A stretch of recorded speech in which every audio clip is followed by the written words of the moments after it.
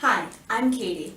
I'm a real estate agent here in Boulder, Colorado. Today's video is for you sellers who are faced with the situation of having multiple offers on your home, or sellers who are about to be in this situation. And if that's you, congratulations. That is a wonderful position to be in. But now you have some tough choices to consider. As you're looking through all these offers, there are two main points that you're going to want to consider. One is about price and the other is about risk. And ultimately, even price translates into risk. As you're looking through your offers, your real estate agent is going to be your best resource. But here are some of the points that you and your agent are going to want to look through. So the first, of course, is price. You're going to want to lay out the offers, understand the lay of the land of who offered below your asking price, who offered around your asking price, and who offered perhaps, hopefully, well above your asking price.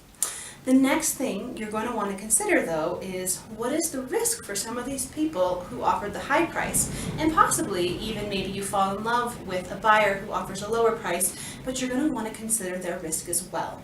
And one of the first things when you're looking at this is, are they pre-qualified? Now, it's pretty common when someone submits their offer to also offer a lender letter at that point in time.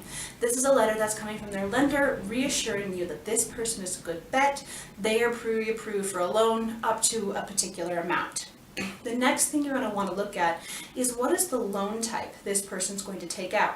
And that should be explained somewhere in their offer. For example, a conventional loan can be a little less risky than something like a VA loan or an FHA loan. And it's not that those are bad loans, but sometimes they have some contingencies in them, some qualifications that need to be met that might be difficult in your particular case. The next thing you're going to want to look at is, how much money is this person putting down? This can also tell you whether or not this person has some real financial backing behind them. For example, if someone puts down a high asking price, it might be that your home doesn't appraise at that actual amount. And then they have this gap to cover between what the lender will give them and what the home has appraised for and what they've agreed to purchase your home for. So by looking at how much money they have down and having your agent have a conversation with their lender, you can start to become a little bit more confident about whether or not they could cover this potential gap in the appraisal. The next thing you're going to want to look at are contingencies. There's an area in their offer that shows up for contingencies, and someone may have no contingency, but if they do, the most common one is somebody who still has a home to sell. And this may or may not be a risk, and what you want to consider is, for example, if somebody has just put their home on the market, or they haven't even yet to put their home on the market, that could be a rather risky offer to accept.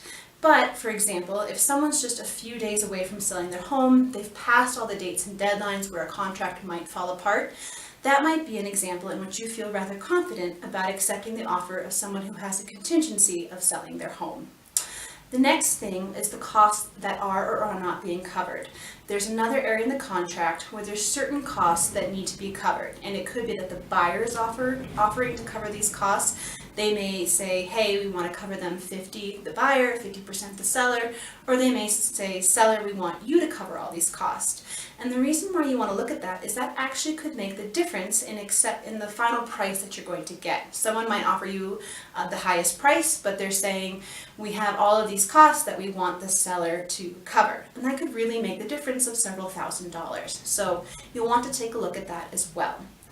And then the final thing is, it's kind of a two-point part here, is having your agent have a conversation with the other agent. Now, hopefully you have an agent who has the gift of gab and is pretty good at asking subtle questions and picking up the undercurrents of a conversation, because what you want them to come away with after having a conversation with the buyer's agent is, first, do they feel confident about this agent? Sometimes contracts actually fall apart because of the agent themselves. The agent may be rather pushy and forward, they make unreasonable demands, they don't help their buyer have realistic expectations, or they just don't follow through on certain dates and deadlines. So you want your agent to hopefully walk away from this conversation feeling confident about this other agent.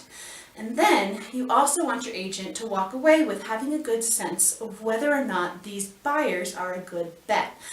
For example, are these buyers, have they been in the market for a while and they're really excited about your particular neighborhood and home? Or maybe they're not so excited about your neighborhood or home. Maybe they actually have a backup offer on another home. Or maybe their job situation is looking a little risky, or they might be up for a potential promotion or job transfer. Now, they won't walk away with knowing all this information, but usually a good conversationalist can start to get a pretty good feel for the other side and whether or not this is a risky bet or a pretty safe bet. So anyhow, again, congratulations on having multiple offers. I hope some of these points are helpful. You're going to want to walk through them with your agent, and hopefully at the end of the day, you'll feel confident about picking the best offer.